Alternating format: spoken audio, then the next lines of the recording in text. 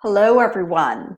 I'm so happy and glad to bring to you today the business basics. And this is something that has been a long time coming because a number of our members, our clients are and have been looking for this information.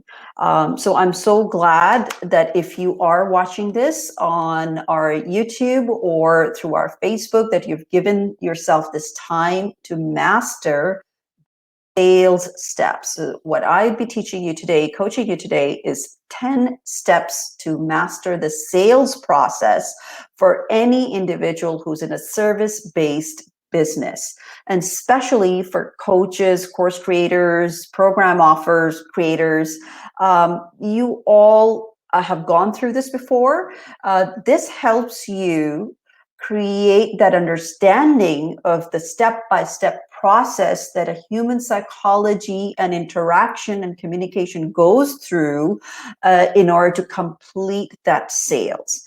And you will not be disappointed, you will see. So I want you to grab a pen and paper and start writing this down, because you will take your time to go through it and read through it and perfect it to the way it you.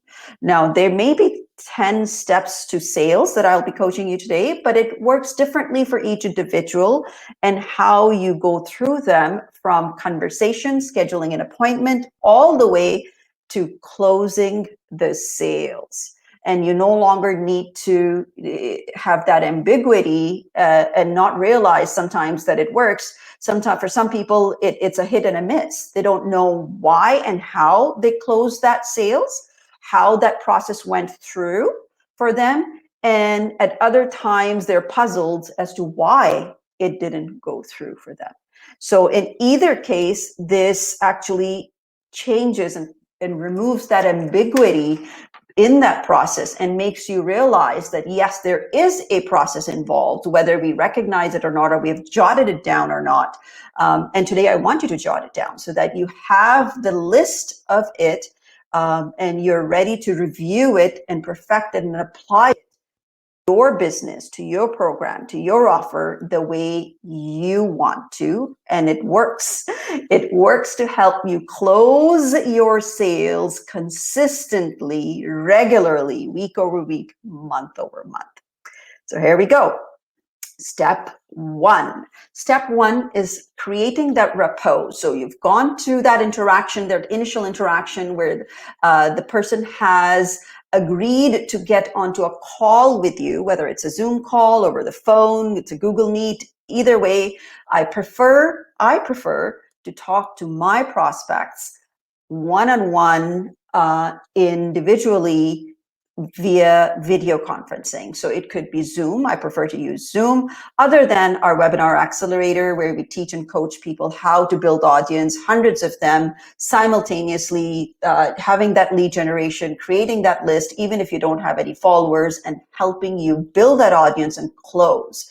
Outside of that, when you're looking at that close through after that process, you're looking to close, schedule those meetings with the right prospects, with the right individuals, because you don't want to waste your time and you don't want to waste their time either. And we're taking it from that step of where you have scheduled a call with them, where you have scheduled a Zoom meeting with them, and what happens from that, the 10 steps that you need to close that conversation and that sales. So number one, you build rapport. You need to build rapport, 2 to 3 minutes of building and talking about maybe location, weather. You want to reduce and limit the guards that people put up. We put up those guards, and not so do others. And we need to develop that understanding and a little bit of trust, because it takes time. Your trust will establish over time. Obviously, established a bit or enough for them to show up with you in order to meet with you. So there's that level of trust. Curiosity. What is it that you have to offer? Perhaps you did touch a few pain points with them. So that's why they're here. But from there to close, for them to open their wallet and give it to you and understand why and what they're getting, you have to go through those steps. So number one, build rapport with them, right? Maybe you saw something on their profile. Do your homework, do your research. Okay, be authentic. Be authentic, engaging, smiling, and of course, connecting. Connect with them in whichever level, whether it's familial to them, maybe it's location, maybe it's weather, maybe it's background, maybe it's history, maybe it's connection, maybe it's referral, maybe it's common contacts, common network. Talk about what is familiar to them so that their guards are not up, and you are started to slowly bring their guard down over time. So number one, build rapport. Take about 2, 3, 4 minutes to do. Smile, laugh. I do that all the time. I ask them, where are you joining me from? If I don't know that already, majority of the time I do, so because I've done my research and I've done my homework with them. And of course, find out how their weather is, share how my weather is, share a little bit about myself. Maybe if my dog is in the picture, I'll talk about my dog. If there is something else that's going on in and around that day in my environment or theirs, we will talk about that. Build rapport. Number two, set the agenda. Folks, a lot of times I see people not doing that or missing that step, but it's really, really important. Because if you have them on the call, what you want is to be discussing exactly what you have them on the call for. You don't want to waste their time and you don't want to waste yours. And you want them to understand why and what the conversation is going to be about, whether it comes to a fruition or not. All right. And for how long it's going to be. Right. So they need to know that because they have their day and their calendar full. And this helps build trust. It helps build trust because then you are being authentic and honest to them and upfront to them, right? So I'm going to, and then I also say, well, I'm going to see if it makes sense for us to work together or not, right? And you want to get them to say yes to it, right? Because you want a few yeses psychologically, you want them to be coming out of their mouth in order for them to go to the final yes that you're looking for. So number two, you're setting the agenda. You're being authentic and honest and upfront with them, what the discussion is going to be about, what it looks like. What I do a lot of time is, and of course, I come from a place of serving and helping people. So again, be genuine, be authentic. And I also come across that way that I create and share their game plan with them. So I do a lot of homework before time to know exactly what their business is. I can help them. This is what I do, business structuring, helping them create solid businesses, ground up, that go on for a very, very long period of time, with fast, quick, and easy results. So I need to do my homework. If I don't do my homework, it's futile for me to have them on this call. It's a waste of my time and it's a waste of their time. So build their game plan with them and discuss it with them. This is what I'm going to be discussing with you. And then we can see if it makes sense for us to work together or not. So and of course, I have massive passion for my clients, and I really strive for their success. And it comes across in that conversation. When I'm talking about their game plan, I'm truly talking about the game plan. I'm not holding a whole lot back. I'm providing them, this is exactly what I'm going to do with them in order to take them to that next level for whatever the challenge that they have in their at that time, whether it's a startup, whether it's to scale, or whether it's to grow. So number two, set the agenda. Number three, step number three, hope you're writing this down. Set the goals. Goals that, whether their goals, you want to understand your prospects' goals and put parameters around it.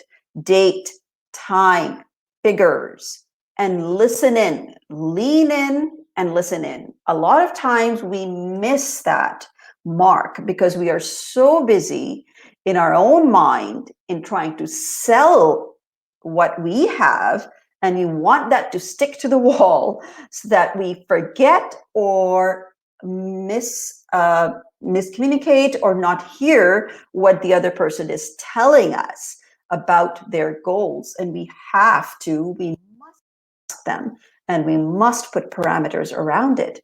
We must listen in and lean in. And then that will tell you exactly what the expectation of the other party is. Where are they headed to? Where are they going? And if they're not sharing that information, it means that they're not being forthright. They're not being forthcoming. And it might be that this could be the point where you decide to end the conversation and say, hey, maybe this is not a good fit.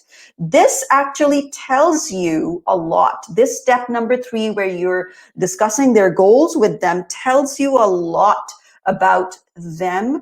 And it might be that you have more than one offering, right? So a lot of programs, a lot of services do that. They may have more than one offering, and this helps you understand is the right fit for them, right? What is the right offer for them and where they're headed to. It might be a completely different direction than yours, and you might not want to take them on board.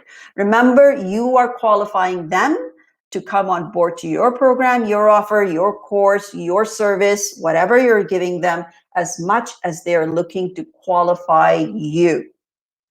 Okay, so in either case, number 3, set the goals. What are your goals? Find out what their goals are and set parameters around them. Number 4, what is stopping them from achieving that goal?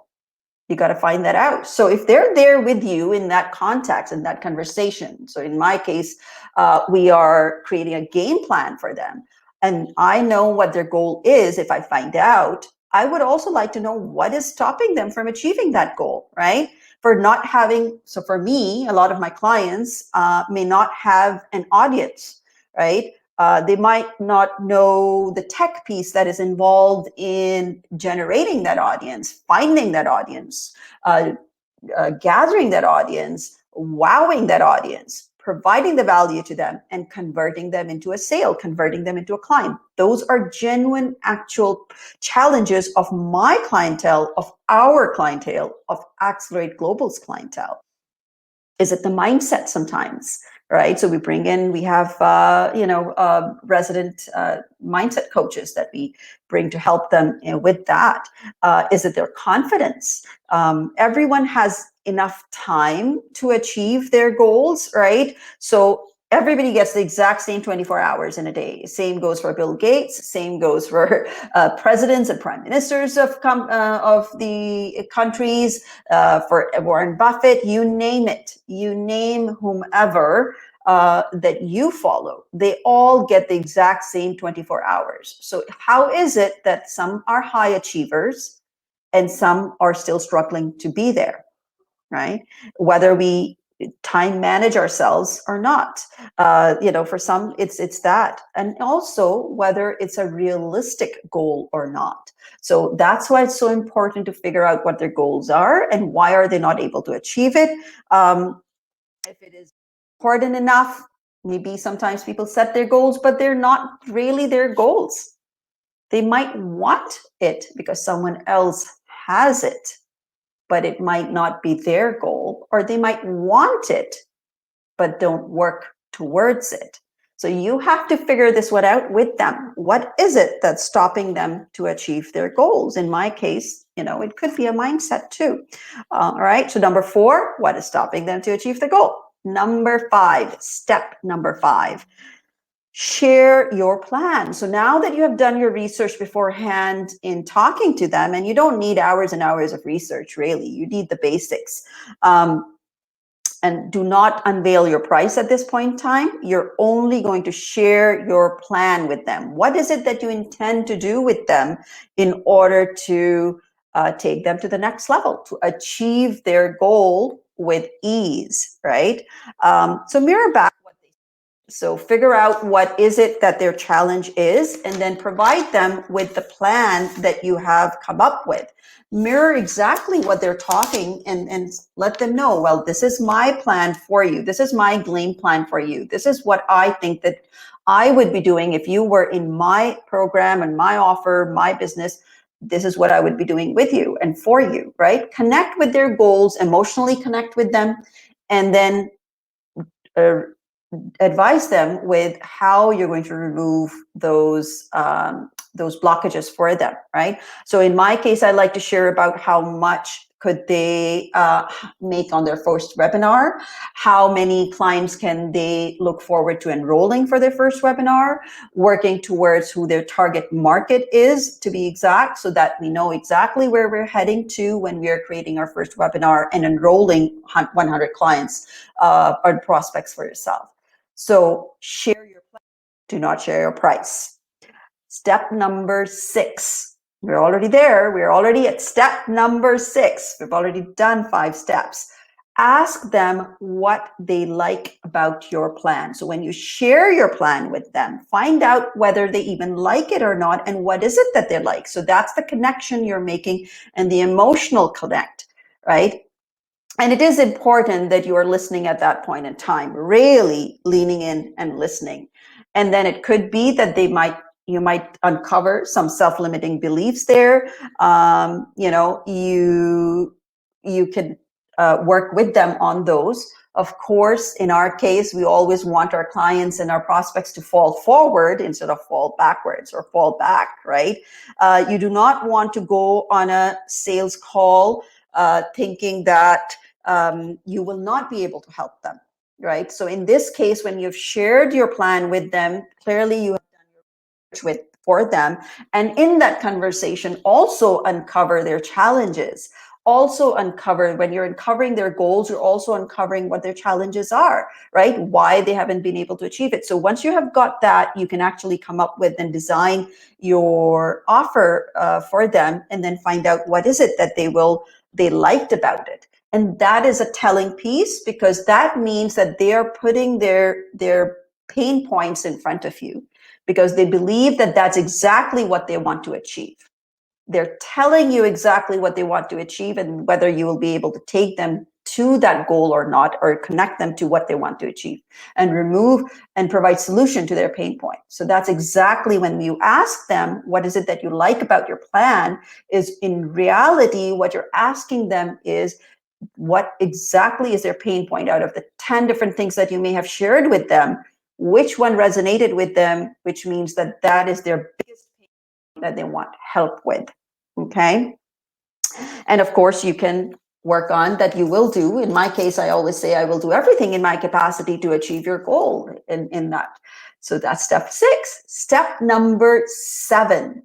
Now you share your offer. So before you were sharing your plan with them, how you're going to achieve their goals. And now you share your offer, share the outcome of when they get into your program, how they will be achieving and what they will be achieving, what is be the outcome. It could be a mindset change, it could be a confidence buildup, it could be a physical change. It depends on what your offer is, right? It could be a career acceleration. They might land a job. If you're a career coach, for example, I have career coaches in my program too. They might land a job within X number of days with a certain percentage of increase in their salary. Those are very clear details of the outcome that they might be looking for, that you provide them. Same goes for mindset, right? Or relationship changes. They're relationship coaches. They might be coming out of a trauma. You might be helping with them with emotional or health or wellness, well-being. So, and then of course you'd share if there are modules in your offer, what the modules will be, how they will go through that. Of course, I don't want your energy to dip in that, because sometimes when we're sharing our offer, and especially when we are talking about our price point, we tend to waver on it. We tend to get nervous on it. Don't. Unless they are in your program, unless they are in your course, unless they are in your offer, you can't help them. And if you're genuinely looking to help people through this, then absolutely they need to pay you for your service and for the outcome that you are going to give them. So clearly that is a real transformational change that you're bringing about for them.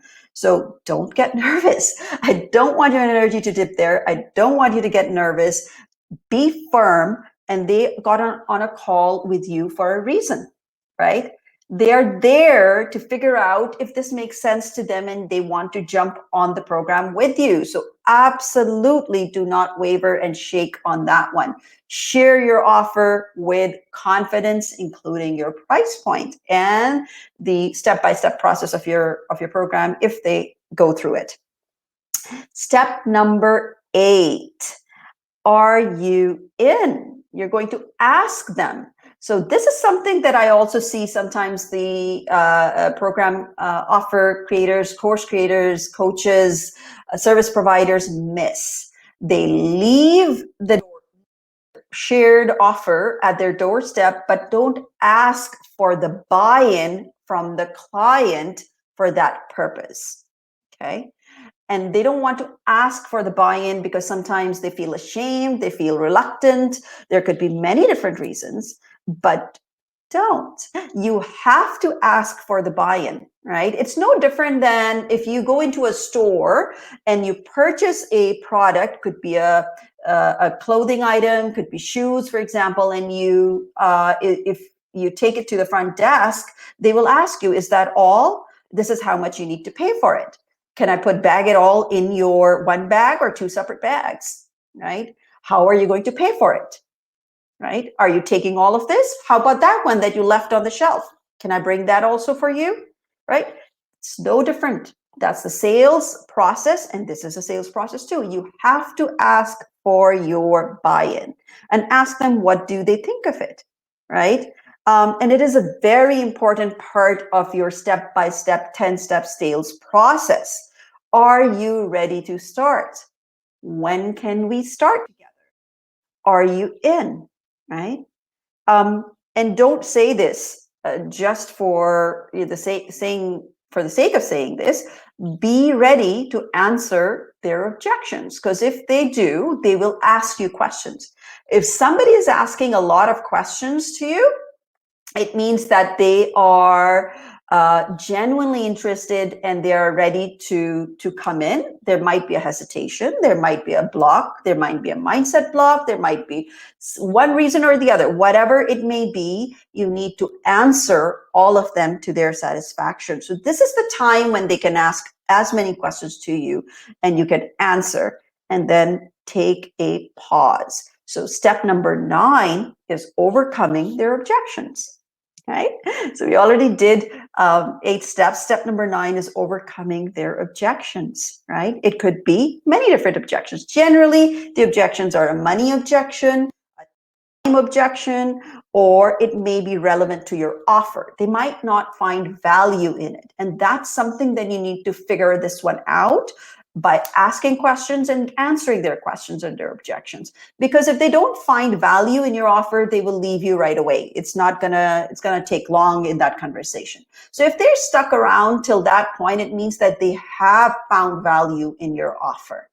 Okay, they do find it and they're trying to see themselves in it and whether it works for them or not.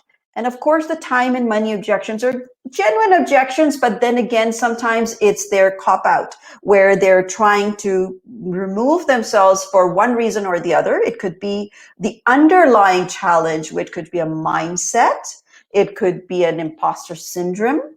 It may be that they are fearful of their own success. Yes, folks, we do that. We do. We are fearful of our own times because we feel inadequate that if we go through this process, then, and we are successful, will we be able to meet the expectation of the other party or not? In my case, if I help them set their business up fast, quick, and with ease, and they generate hundreds of clients to be attending their prospects, to be attending their webinar, and they are able to close 10 or 12, 20% or 30% of them, whatever the case may be, then would they even be able to service them? And sometimes people do get fearful. They say, oh, I'm one and only. And then, of course, I walk them through that, look, this is a great challenge to have, because then now you can go and hire people to help you with other operational tasks so that you are able to focus on what you're really good at, which is your area of expertise. So answer them, answer their objections. For in case of a money objection, we offer a payment plan, a monthly payment plan. We give them discounts. And of course, they have to. Sometimes they just don't see themselves putting down the money before because they've never done that kind of a purchase before. And that's just the only hesitation. Or they may have generally something else going on in the background, something with their finances, something with their maybe their partner, their spouse who controls it. They're not the one who controls their own expenses and their finances. And those are all genuine reasons. So be authentic and listen and list all of their objections and answer them one by one. You can definitely, if you're like, for example, I do Zoom calls. I prefer to see eye to eye, face to face in talking to people, because that way I can see exactly what their gestures are, what their body language is, and I can read them and they can read me. And I'm able to see exactly where that conversation is going. So at that point, I can also share the screen. If I am closing them in and I say, are you in? And they say yes, the first thing I do is, how are you going to pay? Which is step number 10, going in for the close. Step number 10, going in for the close. After you have answered all their objections through step number 9, you're going to ask them, well, okay, let's see, how are you going to make the payment today? Is it MasterCard or is it Visa? Right? Ask them for it. Don't be hesitant in that process. Don't leave it to them to go through it. And if they have any objection at that given point in time, you can answer that. You can share your screen while you're processing that payment. You need to have that in place. Now, that is something very, very interesting that happens sometimes that I see with other people, is that they've taken so many no's, our coaches and course creators and program offers and business owners and entrepreneurs have taken so many no from their prospects that they're not ready when somebody says yes. And tell me in the comments when you see this, has that to you that you're not prepared for that yes? Because we don't know, we haven't opened up or planned out what our next step might be. So if somebody says yes, so then what do? Right? Okay, you have your sales page, you put their card information in there, or make the debit transaction, you're using PayPal, Stripe, whatever it may be. Once you transact that, then what? How do you onboard them? Do you have a contract on file that you want to get them to sign? Have you opened it already beforehand, behind the scenes, ready for that sales call to go through fruition and completion and get them to sign?